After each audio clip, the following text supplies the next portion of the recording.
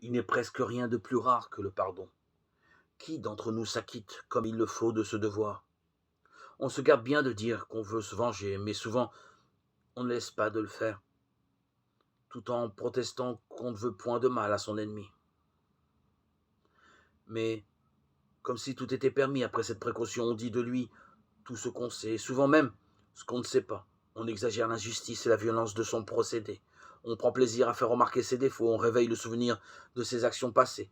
Certainement, la charité ne peut manquer d'en être blessée, c'est toujours une espèce de vengeance.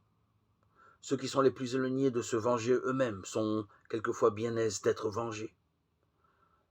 On a de la complaisance à voir que celui qui nous voulait nuire est tombé lui-même dans le piège qu'il nous tendait.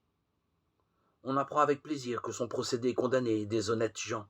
On se réjouit des disgrâces qui lui arrivent.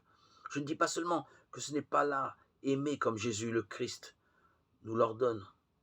Il est tout visible que c'est haïr et vouloir du mal. Je dis même que c'est exercer une véritable vengeance. La vengeance ne consiste pas à tuer, à frapper, à tirer du sang, se venger. C'est prendre plaisir au malheur de son ennemi. C'est trouver de la joie et de la consolation en ce qui l'afflige. Or, n'est-il pas vrai que peu de personnes sont exemptes de ces sentiments et qu'il est bien malaisé de s'en défendre?